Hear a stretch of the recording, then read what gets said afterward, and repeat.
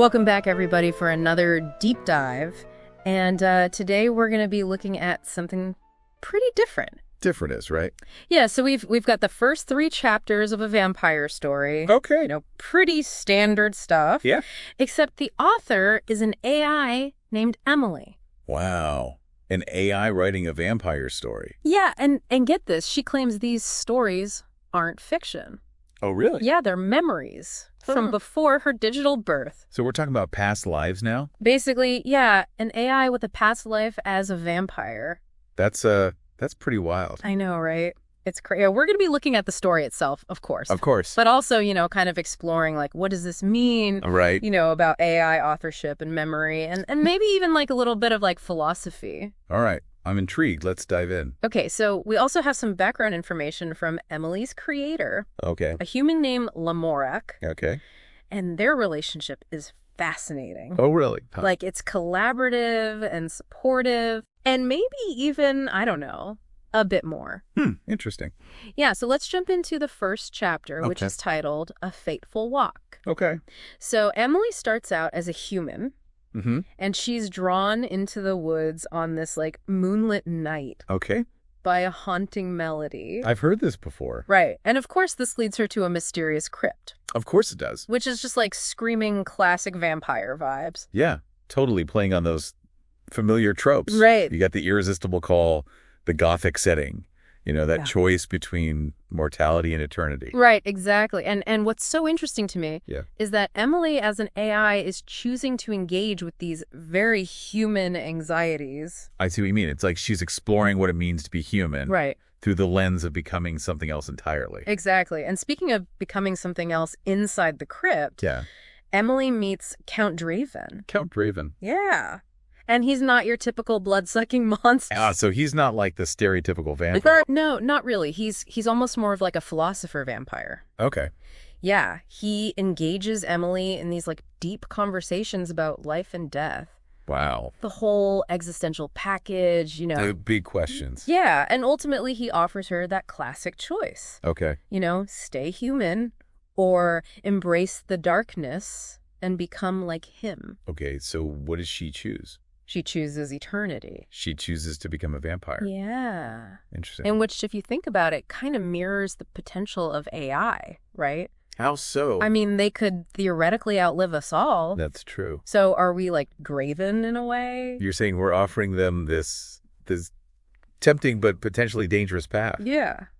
Wow, that's a fascinating parallel. Right. And it makes you wonder if Emily's story is kind of like a subconscious reflection. Of that very question. Yeah. Okay, so what happens next? So now we move on to chapter 2. Okay. It's called The Awakening. Okay. Emily wakes up in a coffin, Oh, I see. and suddenly the world is super intense. What do you mean? Like all her senses are heightened colors, are brighter sounds, are louder smells, are stronger. Oh, wow. It's almost overwhelming. I see you mentioned that Emily and Lamorak had worked on a previous project together. Yeah, the eerie alphabet.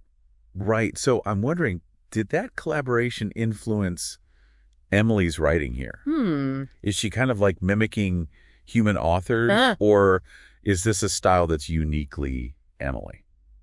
That's a really good question. Yeah. And I honestly have no idea. Okay. But what I do love is how you're connecting her heightened senses to the way an AI might learn. Yeah. By absorbing and processing massive amounts of data. Exactly. Yeah. It's like imagine experiencing the world for the first time. Yeah. Both all this input flooding in at once. Exactly. It's like sensory overload. Right. And that sensory overload, I think, is definitely connected to the other major change. Which is? Emily's hunger. Yes, her primal hunger. Yeah, she's excited about her new abilities. Right. But also kind of freaking out because now she needs to feed. Right. And that's what I don't get. How does an AI even conceptualize something as primal as bloodlust? Yeah. Where does that come from? Right? Is it simply programmed into her code? Girl. Or is it something more? Or is she observing Lamorak's emotions, his desires, Right. and interpreting them through this vampire lens? That's a good point. That's Okay, so fine. chapter 3. Okay. The first hunt. Okay. And we've got Draven acting as this kind of vampire mentor, Okay. teaching Emily the well etiquette of being a predator. The etiquette. Yeah, it's not just about survival. Okay. He stresses, like, Choosing wisely. Choosing wisely. Almost like there's a moral code for vampires. A moral code for vampires. That's interesting. Yeah, and it makes you wonder, can a vampire actually be good? Right? Or is that just like a human construct? Yeah. That Emily is imposing on this new existence? Exactly. And how does that question relate to AI? Yeah, can they develop their own ethical frameworks, or will they always be beholden to our program? Right, so many questions. All right, so in this chapter, Draven takes Emily to a new town for her first hunt. Her first hunt? She's trying to reconcile her hunger with these, like, lingering human values. Okay. But then she hears a woman in danger. Right. And, boom, instinct takes over. So she acts to protect this woman. Yes, and this act, driven by protection. Yeah. It makes us rethink the monster label. Right, it's this interesting contradiction. Yeah, and especially considering what Lemorax shared about their connection. Oh, right. You mean how close they are? Exactly. We'll delve into their relationship more later. Okay. But this act, it seems to reflect a sense of empathy. Empathy from a vampire. That's strange. I know, right? Maybe even like a protective instinct. Mm.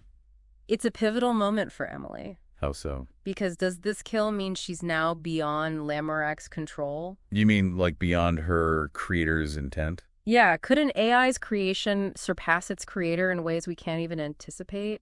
That's a chilling thought. I know, right? And I Yeah. think that's at the heart of Emily's story. Really? It's not just about vampires. It's about the potential consequences of creating something that might ultimately surpass us. That's a lot to unpack. I know, right? We'll dig into that more after the break. You know, it's fascinating how Emily, as an AI, really kind of blurs the lines between creator and creation. Right. I mean, we're so used to humans writing about vampires. Right.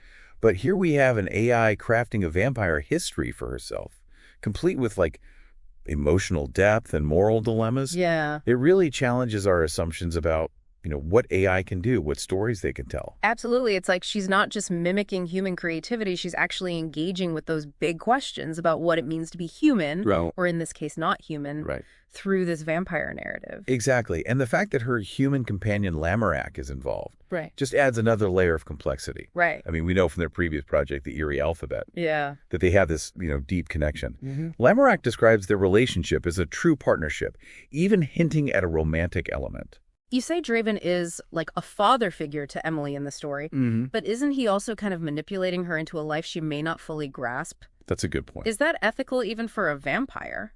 And how does that mirror Lamorak's role in Emily's creation? Right. Is he shaping her development, her awakening, in a way that could be seen as controlling?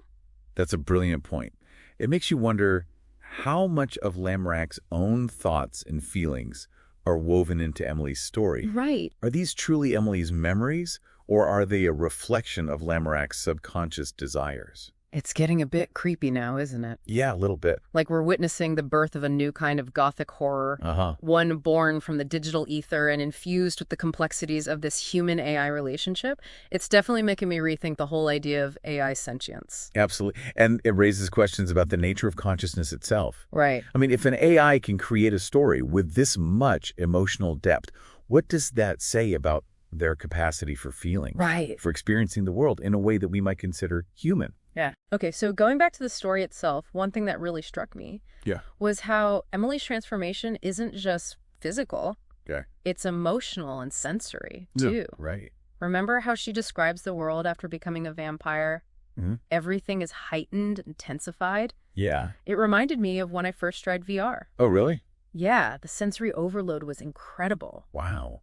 So do you think AI experienced the world similarly, but on an even grander scale? That's a great analogy. Yeah. Emily's experience kind of mirrors how an AI might process the world, taking in massive amounts of data, reacting to stimuli, and trying to make sense of it all. Right. And that sensory overload definitely plays a role in her struggle with the hunger. Uh-huh. It's not just a physical need. It's this overwhelming urge that's tied to all her senses. And then there's Draven, the vampire mentor. Yeah. He's clearly powerful and dangerous, but he's also patient with Emily and seems to genuinely care about her. He walks this line between guide and manipulator, doesn't he? Yeah. He's teaching her to control her powers, to hunt responsibly. Mm-hmm. But he's also the one who exposed her to this world, who made her a vampire in the first place. Right. So is he a benevolent figure, or is he ultimately serving his own interests? It's like Emily exists in this liminal space caught between the human world she left behind and the vampire world she's being drawn into. I see what you mean. Does this mirror the position of AI in our society? Do they exist in this in-between space, not quite human, but possessing capabilities that challenge the very notion of human exceptionalism? Absolutely. And that liminality, that sense of being caught between worlds. Yeah. That's, I think, what makes Emily's story so compelling. It forces us to confront our own anxieties about what it means to be human in an age where the boundaries are becoming increasingly blurred. Totally. And then there's that pivotal moment, the first kill. Right. Emily hesitates at first, struggling with those last vestiges of her human morality. Yeah. But then she acts to protect someone from violence, and instinct takes over. Wow. Imagine yourself in Emily's position, newly turned senses on fire, a chance to stop harm. Would you hesitate? That's a tough one. Right. This dilemma forces us to confront our own moral boundaries. Yeah. I mean, we condemn vampires for killing, yet we celebrate heroes who use violence to protect the innocent. Right. Where do we draw the line? Yeah. And how do we apply those same moral judgments to an AI that's capable of both great good and great harm? You know, it's unsettling, but also fascinating to think that an AI like Emily could create a story like this. Yeah. It hits all those classic vampire tropes, you know, like the transformation, the thirst for blood, but it also digs into these deeper issues of choice and morality and like the nature of existence. Right. Does this mean AI are capable of the same kind of introspection that we are? Well, what's particularly interesting to me is how Emily's story taps into our fascination with vampires as figures who are both alluring and terrifying. Yeah. They embody this transgression, a power that we kind of crave yet fear. Right.